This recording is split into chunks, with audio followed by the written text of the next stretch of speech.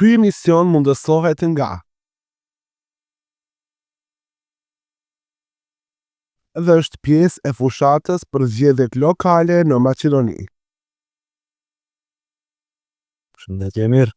Shëndetje në. Si je? A je mirë? Mirë. Ti si je? Mirë. Mirë. E nisim fushatën. Sot nis fushata edhe nis një garë një ndër më interesantat në komunën e Zhelinës. Si e komenton?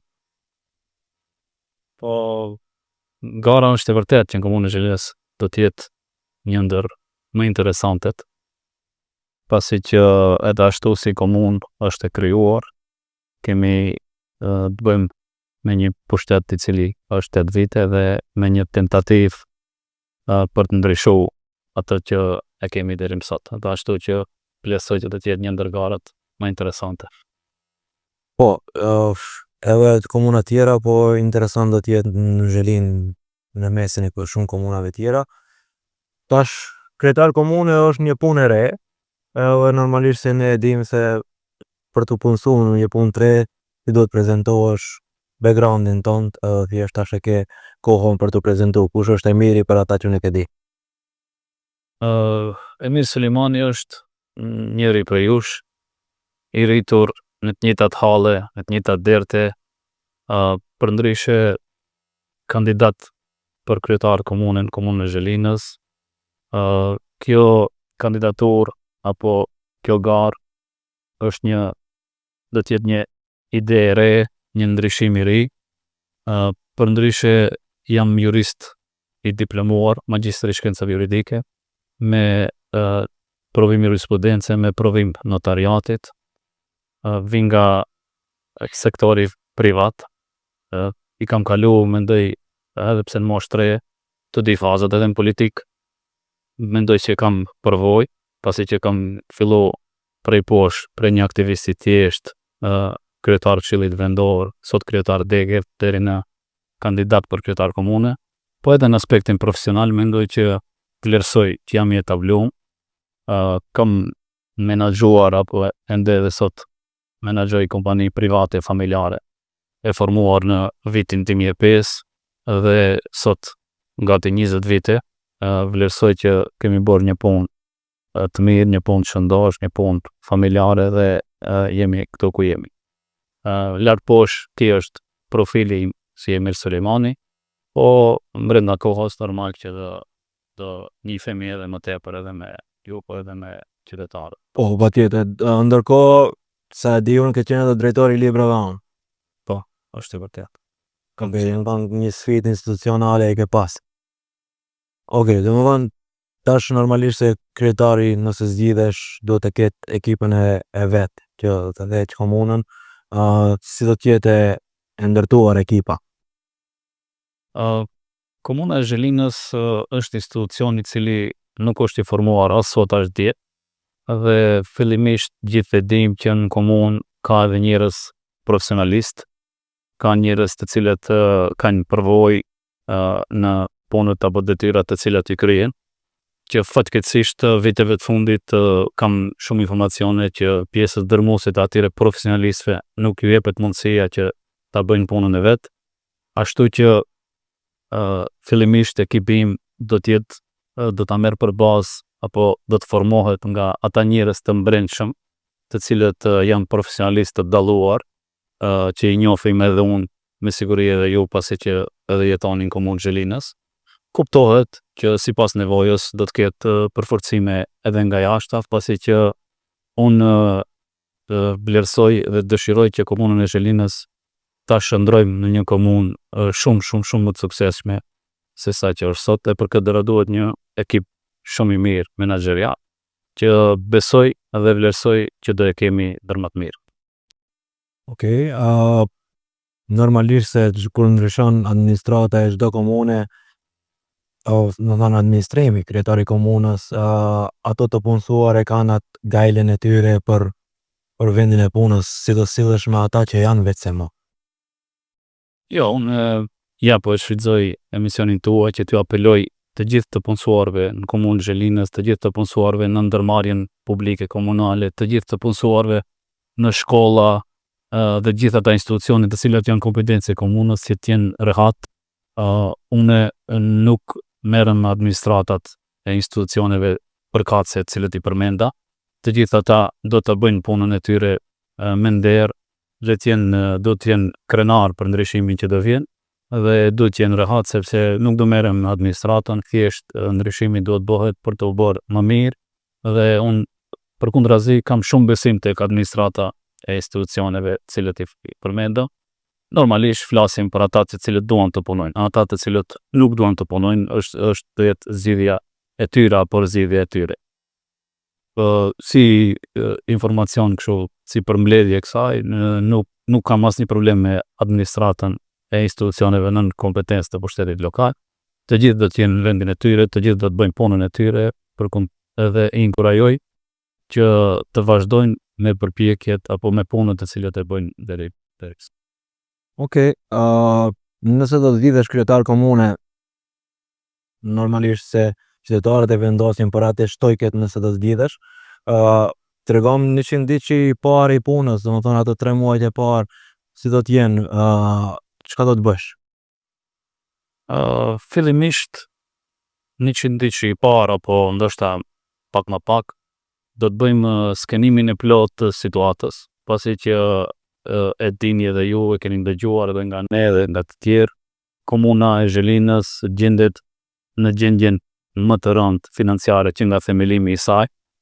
Borxhi i komunës së Zhelinës, e kemi thënë edhe në preskonferencë para disa ditëve, është tikundi afër 6 milion euro dhe ne kuptohet që do duhet që të bëjmë një skenim të detajuar të situatës se si është krijuar borxhi, që normal që të dalim para opinionit dhe të tregojmë gjendje reale në të cilën do e marrim komunën dhe pastaj që të vazhdojmë me projektet apo idetë tona të cilat do të jenë të shumta në numër.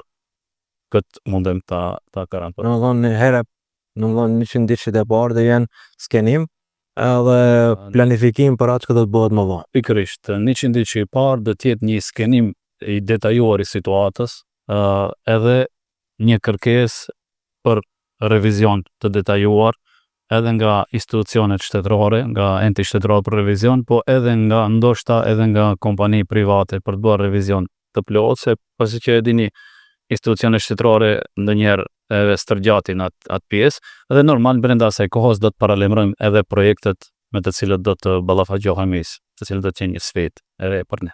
Okej, tash normalisht është edhe arsimi është pjesë e mirë e udhëheqjes lokale komunale. Tregom kush do të bëhet drejtori i shkollave, a do t'i japësh hapësirë profesionistëve apo njerëzve që të vinë në përtubime? Pasi që unë për vete vlerësoj që jam një njeri profesional dhe kam thënë edhe ndonjë emision tjetër që komuna e Zhelinës ka nevojë për menaxher, jo për kryetar komune. Edhe po të pyetesha unë, kryetari i komunës do të quhej menaxheri i komunës.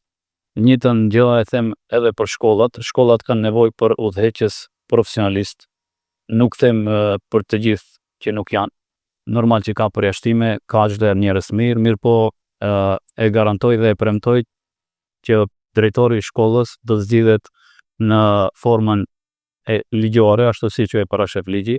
Do të fuqizojmë faktorizimin e prindërve në këshillat e shkollave, do të fuqizojmë faktorizimin e arsimtarëve në për këshillat e shkollave, domethënë politika të mbajë duart larg nga arsimi, larg nga sporti.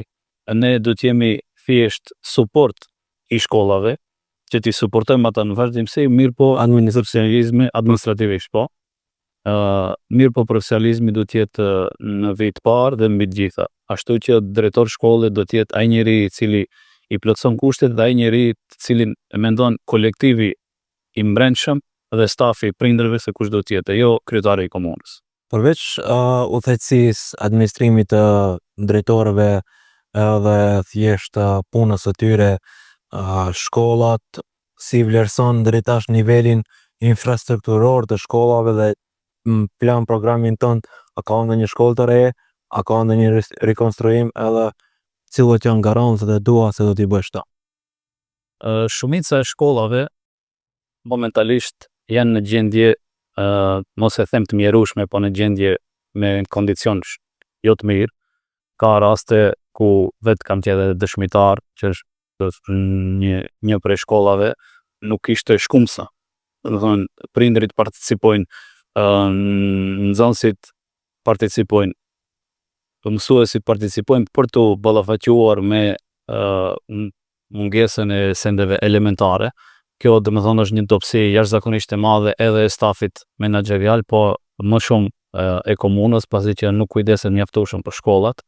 Kemi shkolla të cilat vitin e kaluar kanë nxënës që kaluan dimrin me kushte të ftofta, ku nuk pat nxemje. Ka shkolla që ballafaqohen me probleme ekzistenciale, ka shkolla të cilat ende punojnë me xhollori të bllokuar, ka shkolla të cilat bëjnë pagesa në emër të shkollës tjetër, gjë që do të jetë edhe kjo një pikpyetje e madhe se pse ka funksionuar ashtu të kaluarën. Dhe gjithta janë ata informacione që unë i kam nga ky këndvështrim, por me administrimin tonë në komunë, edhe ai pjesë do të ketë një, ta themi, një revizion nga ana e komunës se si janë udhëheq shkollat, dhe do të investojmë në digitalizimin e shkollave, në krijimin e kabineteve në përshkolla, përveç stafit njerëzor apo stafit profesional, do të jemi edhe në këtë drejtim do të kanë suport shkollat. Vlen të theksohet që në komunë Zhelinës me 17 vendbanime ende nuk kemi qerdhe. Në mandatin ton do të ndërtojmë një qerdhe komunale, dhe në suazat të asaj qerdhe, në kompetencat të qerdhes, në çdo shkollë do të ketë minimum nga një paralele, ku do të përgatisin fëmijët për arsimin të cilën i pret. Këto janë ata pjesë që do i bëjmë ne kur të marrim udhëhecinë e komunës apo në mandatin e ardhshëm si kryetari i komunës. Në më thonë, qerdhja në çfarë periudhe planifikohet, sa të vitin e parë, vitin e dytë apo gjatë gjithë mandatit? Qerdhën besojmë se brenda 2 viteve do jetë përfunduar. Në 2 vite, okay. Financimi do të jetë prej komunës, do të thonë prej buxhetit komunal. Po financimi si zakonisht aty do të shohim në bashkëpunim me Ministrinë përkatëse, Ministrinë e Punës dhe Politikës Sociale, gjendjen e komunës, si që është. Edhe do është e vështirë që të themi që komuna ka kapacitet për të ndërtuar një qerdhe, mirë po e dim që kemi projekte ku do të konkurrojmë në Ministrinë përkatëse, dhe në bashkëpunim me ata do të bëjmë qerdhen, e cila është nevojë jetike e gjithë prindërve të komunës Zhelinës, cilat nuk kanë ku i çojnë fëmijët e tyre, a të gjithë janë veç më rini angazhuar me punë, edhe kjo është një problem i cili do një zgjidhje urgjente. Një ndërta dhe unë që çoj fëmijën në Tetov në shkollë, në qerdhe private. Mirë, tash nënvizojmë tek shkolla, do thonë përveç pjesës së mirëmbajtjes brenda me nxemje, me shkumsa që i përmende që të tha se mungojnë, a ke parashiku rekonstruim të ndonjëherës në fshatra të ndryshme, apo veç në përgjithësi do të merresh me? Po, të gjithë shkollat të cilat kanë nevojë për rekonstruim do të rekonstruohen. Për shembull, fshati Rogler do të ketë rekonstruim të shkollës dhe ndërtimin e një kati plus të objektit shkollor për kërkesë e kahmoqme, rekonstruimi i shkollës në fshatin Trebush, në fshatin Pallatic, dhe të gjitha ata shkollat të cilat kanë nevoja për rekonstruim do të rekonstruohen. Domethënë, mandatin e ardhshëm, problemin e shkollave, problemin e ujit, problemin e kanalizimit, besoj që do jetë problem i mbyllur, pasi që e themi shpesh, edhe unë do e them, shekullin 21 ne nuk mund të dalim nga gjërat elementare, pasi që ballafaqohemi me ata problematikat. Sot do është të kemi një garë për investime, do është të kemi një garë për vendet reja të punës, ne ende flasim për rekonstruim të një shkolle që është me të vërtet një turp i cili nuk matet më asgjë. Tash rritet e ujit dhe kanalizimi, infrastruktura, domethënë toksore dhe nën toksore ku hin të dijat këto. Tregom cilat fshatra do të përfitojnë ujë të pijshëm 24/7 dhe cilat fshatra do të përfitojnë analizim gjithë përfshirës për fshatin. Sot komuna e Zhelinës ballafaqohet me një prej problemeve kryesore, mungesën e ujit të pijshëm. Nga 17 vendbanimet, plot 15 vendbanime janë pa ujë të pijshëm. Domethënë vetëm Zhelina dhe Shtrenica kanë ujësjellës, edhe ai ujësjellës nuk është 100% funksional. kemi lagje në fshatin Zhelin që nuk ka ujë. Fshati Stremnic ballafaqohen me papastërti të ujit, mos mirëmbajtje të bazentave. Kjo është një turp i madh për udhëhecinë aktuale. Në mandatin ton, në pasmarrjes së mandatit në formë urgjente do të zgjidhim çështjen e ujit për fshatin Trebosh, për fshatin Pallatiz dhe për fshatin Uzurmisht. Do të vazhdoj projekti i lënë aty ku është lënë në vitin 2017, projekti i cili do t'i furnizoj vendbanimet e Dervendit me ujë të pishëm, ku fazën apo bunarat i ka tek difazanët. Okej. Atje është një investim i madh, për atë ka edhe projekt, është projekti ekzistues.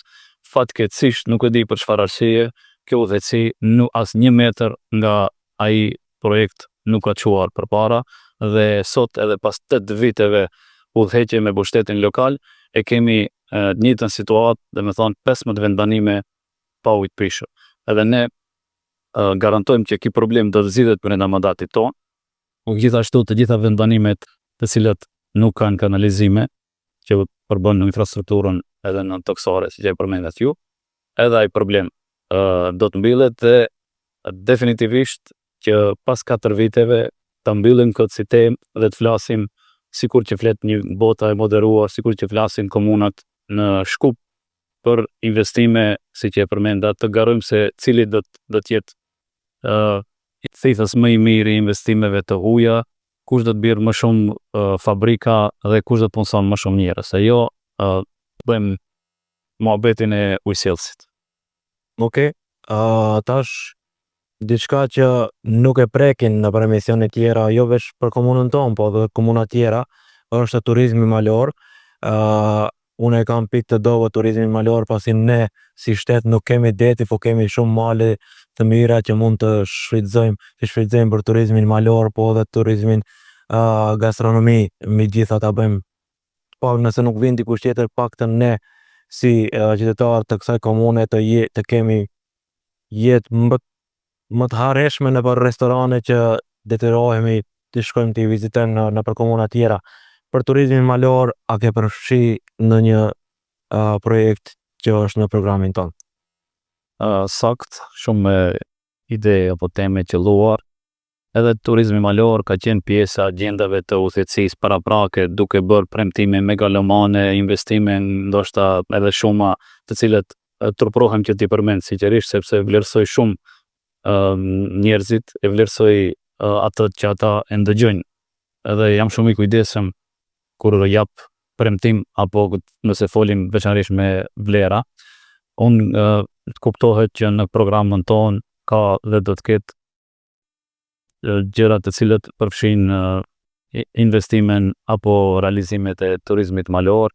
Kemi për shembull vendbanime si që është fshati Sallaref, fshati Merov, Leshnica e Epërme, një pjesë e Zhelinës ku janë nevoja jetike që të investojmë në ato vende si prioritet. Nuk mundem unë të premtoj hotel në fshatin Sallaref nëse ai vend nuk ka plan urbanistik.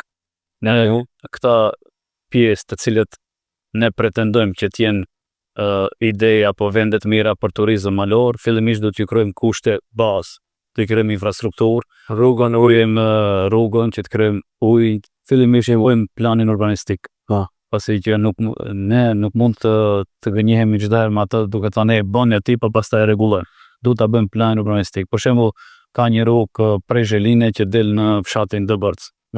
Është një rrugë shumë atraktive për njerëzit të cilët duan ta shfrytëzojnë për ecë, për rekreacion. Ti me siguri po unë e njohur ato, po nëse nuk gaboj jetojsh edhe aty afër, po halon ka shkolla që del lart. Edhe kjo do të jetë pjesë e programës që ne atë do e realizojmë. Fshat në Leshnica e Epërme, atje ka një pasuri natyrore, ka një ujvar e cila është haruar dhe ne do të investojmë në atë vend atje. Gjithashtu aty vendi do të fillimisht do t'i bëjmë plan urbanistik që të mund të ndërtojnë njerëzit, pasi që komuna nuk është ajo që jep para, komuna është ajo që krijon kushte për të ardhur dikush për të vizituar. Nëse ne kemi krijuar ato kushte që dikush të vinë ta viziton Leshnicën, nëse kemi krijuar kushte që dikush të vinë ta viziton Zhelinën, për shembull rreth Vardarit të krijohet një shëtitore e mirë, e bukur me investime ndoshta edhe private, aty do të ketë dikush një arsye shtesë që të vijë dhe të harxhon paratë. Dhe kjo do të jetë politika e krimi i politikave të pushtetit lokal. Ne do të krijojmë kushte të mira për ata njerëz të cilët duan të investojnë apo duan të zhvillojnë idetë e tyre, punët e tyre. Turizmi malor është një ndër strategjitë kryesore që i ka komuna e Zhelinës dhe këta resurse natyrore në normal që do i shfrytëzojmë. Tash ta bëjmë një përmbledhje dhe ti në vizim Sallarevën e përmende, Lishnicën e epërme edhe rrugën Sallarev, Merov, Lishnicë e epërme, rruga malore, Zhelinë që Dëbërc. Tash nëse mund të shtim edhe shëtitoret që i ka për shembull rreth Vardar, kam një plan, ai plan do të jetë ndoshta edhe më shpejt realizues. Kemi shumë deponi të egra nëpër komunën e Zhelinës. Disa nga deponitë plotësojnë kushte që të jenë parqe. Në formë urgjente do t'i pastrojmë deponitë dhe dhe do të punojmë në atë që në ato deponi, në shumicën e deponive, mund të krijohen parqe të bukura ku njerëzit do të dalin dhe do të harxojnë kohën e tyre, do të bëjnë një rekreacion, që të largohen nga përditshmëria. Kjo është ajo pjesa që e them komunës i duhet menaxher, jo kryetar. Përmbledhje 4 vjeçare. Nëse emiri zgjidhet kryetar komune, çka do të përfitoj qytetari i Zhelinës, do të thonë i komunës Zhelinës, jo veç i qytetit, fshatit të Zhelinës. Iki qyteti. Mirë, inshallah edhe një ditë bëhet edhe qytet, mirë po të bëhet qytet real, jo qytet artificial vetëm me muhabete. Lafe kot, pasi që ata që flasin se ndonjë vendbanim mund të bëhet qytet, duhet fillimisht të hinë dhe ta lexojnë cilët janë kriteriumet një komunë rurale të kalon të bëhet komunë urbane. Po ajo është një temë tjetër. Fillimisht do e them kur nëse bëhem kryetar komune, me 20 tetor do të krijojmë një çlirim nga një situatë e ngurtë e cila ndodhen në komunën tonë, pasi që takoj shumë njerëz brenda kësaj periudhe dhe janë pjesa dërmuese, janë shqetësuar për X arsye, nuk ndihen të rehatshëm, nuk ndihen të lirë për të shprehur mendimin, dhe kjo do të jetë ajo fitoria e parë dhe e madhe ku e kam thënë dhe do e përdori më shpesh këtë fjalë, do ta çlirojmë komunën e Zhelinës nga ky uzurpim që jo është bë. Ndërsa çka do përfiton komuna e Zhelinës, do të përfiton një menaxher, një njeri të afërt i cili do të jetë në kontakt permanent me qytetarët. Asnjë vendbanim apo asnjë tokë e kësaj komune nuk do të shitet pa mbështetje të vendbanimit, pasi që kemi edhe kjo është një temë në vete, për këta 8 vite shitja e tokave është bërë në formë jo transparente. Unë këtë e premtoj që do të ketë një transparencë të plotë dhe do të bëhet në konsult me vendbanimet, do të mbyllet përfundimisht çështja e ujit, do të mbyllet përfundimisht çështja e kanalizimit, do të mbyllet përfundimisht çështja e problemeve bazë, problemeve jetësore. Kjo është ajo për të cilën unë kërkoj mandat, që ta mbyllim këtë temë, që pas 4 viteve kur të vim në zgjedhjet e ardhshme, kushdo qoftë kandidat aso kohë, të krijojmë kushte që të flet për investime. Pasi unë vi prej pjesës biznesit dhe shumë do kisha pas dëshirë që sot mos flas për ujë, po flas për tema tjera, edhe kjo do të jetë prioritet që brenda këtij mandat të mbyllim çështjet jetësore, ashtu e kam quajtur këtë pjesë, dhe të fillojmë me një temë me një nivel tjetër më të politikës. Mision të emisionit e kam që në bashkërisht të mësojmë më mirë të vëzisim, edhe një ndër tema që ja bëj të gjithëve kur vinë për herë të parë në emision, është një gabim që ke bënë në komunikacion, që e dënu edhe mo nuk e përsërit pasi ke mësu, pasi të gjithë ne bëjmë gabime, dënohemi, marrim mësim edhe pasi nuk e përsërisim. Që interesante, po rrallë kam gabu sinqerisht në komunikacion, po ja tash mu kujtohesha në një shtet evropian, edhe u dufte të gjej një adresë mirë po me navigacion. Edhe e rruga ndoshta atë ditë apo një ditë më herët ishte bën një kashe. Okej. Edhe vetura 2-3 herë më nxirrte në njëjtën rrugë. Okej. Unë isha vetë. Edhe s'kisha zgjidhje tjetër, a e disha që maksimum 200 metra është e rruga një kashe. Edhe unë me vetdije hina rrugës një kashe, nga ana tjetër ishte policia. Edhe normal ata u afrohen pyetën, unë u sqarova, aty u tregova se rasti patën mirë kuptim. Dhe nuk mora gjop apo dënim. Kjo është një gabim ashtu që e kam bërë, që nuk do ta kisha përsërit, mirë po ishte pa qëndrueshme, nuk isha zgjidhje tjetër.